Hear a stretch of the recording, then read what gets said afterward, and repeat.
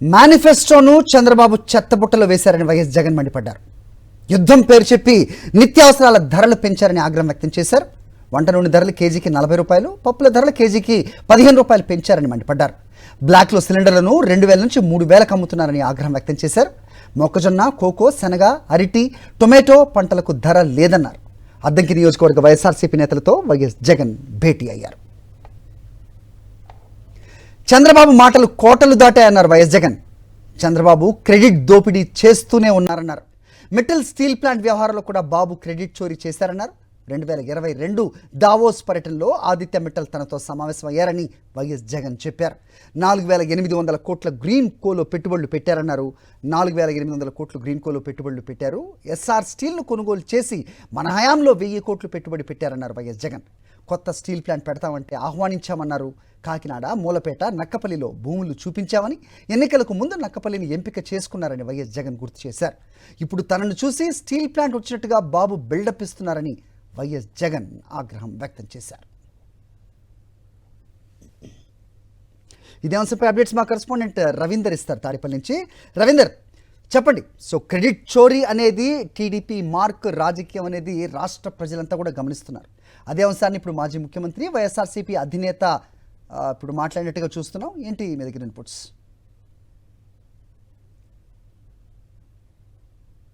హరి, ఇప్పటివరకు రాష్ట్ర ప్రభుత్వం క్రెడిట్ చోరీ చేస్తుందని మాత్రమే అనుకున్నాం. కానీ క్రెడిట్ చోరీ కాదు, ఏకంగా క్రెడిట్ దోపిడీ చేస్తున్నారు అంటూ కూడా వైఎస్ జగన్ వ్యాఖ్యానించారు. కొద్దిసేపు క్రితమే అద్దంకి నియోజకవర్గ వైఎస్ఆర్ కాంగ్రెస్ పార్టీ స్థానిక నాయకులతోటి సమావేశమయ్యారు. తాడేపల్లిలోని పార్టీ కేంద్ర కార్యాలయంలో జరుగుతున్నటువంటి ఈ సమావేశం సందర్భంగా వైఎస్ జగన్ ఈ కీలకమైనటువంటి అంశాన్ని ప్రకటించారు. ఎందుకంటే ఇప్పటివరకు గడిచిన ఈ దాదాపు 2 సంవత్సరాల కాలం అవుతుంది కూటమి ప్రభుత్వం వచ్చి. అయితే ఇప్పటివరకు కూడా రాష్ట్ర ప్రభుత్వం కొత్తగా ఎలాంటి ప్రాజెక్టులు చేపట్టబోయినప్పటికీ గతంలో వైఎస్ జగన్ ప్రభుత్వ హయాంలో చేసినటువంటి ప్రాజెక్టులు అన్నింటినీ కూడా తమ గొప్పగా వేసుకుంటూ తమ ఖాతాలో వేసుకుంటున్నటువంటి పరిస్థితి. ఈ నేపథ్యంలోనే వైఎస్ జగన్ ఈ కీలకమైనటువంటి వ్యాఖ్య చేశారు. అది క్రెడిట్ చోరీ కాదు, క్రెడిట్ దోపిడీ అంటూ కూడా ఆయన వ్యాఖ్య చేసినటువంటి పరిస్థితి. ఇదంతా ఎందుకు చేశారంటే ఇప్పుడు ఆర్సిఎల్ఆర్ మెటల్ సంస్థ ఏదైతే ఉందో ఇప్పుడు నక్కపల్లిలో స్టీల్ ప్లాంట్ నిర్మాణానికి సంబంధించి శంకుస్థాపన చేసినటువంటి పరిస్థితుల నేపథ్యంలో దీన్ని పెద్ద ఎత్తున తమ ఘనతగా చంద్రబాబు, లోకేష్ ప్రచారం చేసుకుంటున్నారు. కానీ వాస్తవానికి మెటల్ సంబంధించినటువంటి చైర్మన్ గతంలోనే వైఎస్ జగన్ కలిశారు. 2022లోనే దావోస్లో ఆదిత్య మెటల్ వైఎస్ జగన్ కలిసి అప్పట్లోనే ఈ స్టీల్ ప్లాంట్కి సంబంధించినటువంటి పెట్టుబడులు పెట్టేందుకు ముందుకు వస్తామని ప్రకటించారు. ఆ నేపథ్యంలోనే వైఎస్ జగన్ అధికారులకు చాలా స్పష్టంగా మెటల్ సంబంధించినటువంటి సంస్థల ప్రతినిధులతో సమావేశం ఎందుకు ఆదేశాలు కూడా జారీ చేసినటువంటి అంశాన్ని వైఎస్ జగన్ ఇప్పుడు గుర్తు చేశారు. ఆ సందర్భంగా అటు మూలాపేట, కాకినాడ ప్రాంతాల్లో కూడా ఈ మెటల్ కంపెనీ పెట్టేటువంటి ప్లాంట్ కోసం అధికారులు భూములు కూడా చూపించినటువంటి పరిస్థితి. అయితే ఆ తర్వాత నక్కపల్లిలో కూడా చూపించిన తర్వాత నక్కపల్లిలోనే భూమి తీసుకుంటామంటూ మెటల్ కంపెనీ ప్రతినిధులు కూడా చెప్పారు. ఆ నేపథ్యంలోనే దాదాపు 2200 ఎకరాలకు సంబంధించి పూర్తి స్థాయిలో భూమిని కట్టబెట్టే ప్రయత్నం కూడా జరిగింది.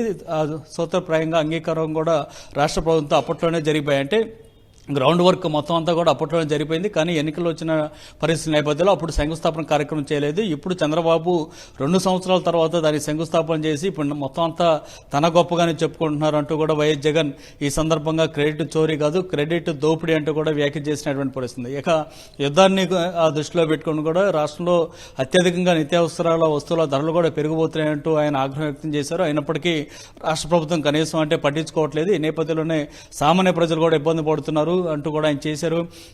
ముఖ్యంగా నూనె ధరలు ఎప్పటికే 40 రూపాయలు చొప్పున కేజీకి పెరిగిపోయినటువంటి పరిస్థితి. పప్పులు పరిస్థితి దాదాపు 15 నుంచి 20 రూపాయలు పెరిగినటువంటి పరిస్థితి. ఇక గ్యాస్ సిలిండర్ల పరిస్థితి అత్యంత దారుణంగా బ్లాక్లో 2000 నుంచి 3000 రూపాయలకు పెరిగిపోయినటువంటి పరిస్థితి. నేపథ్యంలో మధ్యతరగతి కానీ సాధారణ కుటుంబాల్లో ఏది కూడా తట్టుకోలేనటువంటి పరిస్థితి ఏర్పడిందంటూ కూడా వైఎస్ జగన్ ఆగ్రహం వ్యక్తం చేశారు. ఎంత జరుగుతుంటే రాష్ట్ర ప్రభుత్వం ఏం చేస్తుందంటూ కూడా ఆయన వ్యాఖ్యలు చేసినటువంటి పరిస్థితి.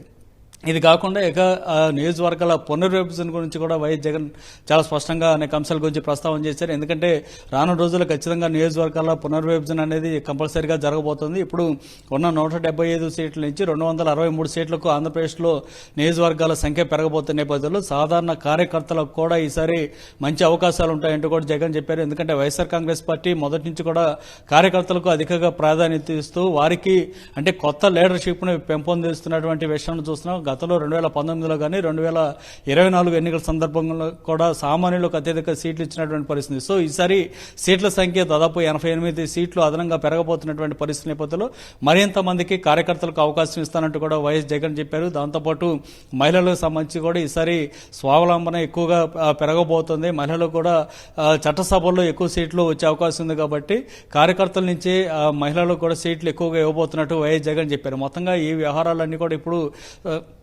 కార్యకర్తల నూతన ఉత్సాహాన్ని పెంచాయని చెప్పుకోవచ్చు. ఎందుకంటే కార్యకర్తలకు ఎక్కువ ప్రాధాన్యత ఇవ్వడంతో పాటు వారికి సీట్లు ఎక్కువ ఇవ్వటం, ఎమ్మెల్సీలు కానీ ఎంపీ సీట్లు కూడా ఎక్కువగా కార్యకర్తలకు ఇవ్వబోతున్నటువంటి ప్రకటన వైఎస్ జగన్ నోటి నుంచి ఇప్పుడు వచ్చినటువంటి పరిస్థితి నేపథ్యంలో ఈ సందర్భంగా ఆయన ప్రకటన చేసిన తర్వాత అద్దంకి నియోజకవర్గ కేడర్ అంతా కూడా చప్పట్లతోటి హర్షధ్వానాలు ప్రకటించినటువంటి పరిస్థితి ఉంది. రాబోతున్నటువంటి రోజుల్లో ఖచ్చితంగా చంద్రబాబుకు సంబంధించి ప్రజా వ్యతిరేక విధానాలు ఏవైతే అవలంబిస్తున్నారో వాటన్నిటి మీద పోరాటం చేయాల్సినటువంటి అవసరాన్ని కూడా వైఎస్ జగన్ చెప్పారు. త్వరలోనే తన పాదయాత్ర కూడా ప్రారంభం కాబోతుంది కాబట్టి ఇక పార్టీకి సంబంధించి అందరూ కూడా రోడ్డు మీదకి వచ్చేటువంటి పరిస్థితి ఉంటుంది. పెద్ద ఎత్తున చంద్రబాబు మీద మనం పోరాటం చేయాలి. గతంలో చెప్పినటువంటి సూపర్ 6, సూపర్ 7 హామీలు అన్నింటినీ కూడా అమలు చేసే విధంగా ఆయన మీద ఒత్తిడి తీసుకురావాల్సినటువంటి పరిస్థితి కూడా ఉందంటూ వైఎస్ జగన్ అద్దంకి నియోజకవర్గ స్థానిక సంస్థల ప్రజాప్రతినిధులతో మాట్లాడుతూ చెప్పారు. హరీష్. ఆల్రైట్ రవి.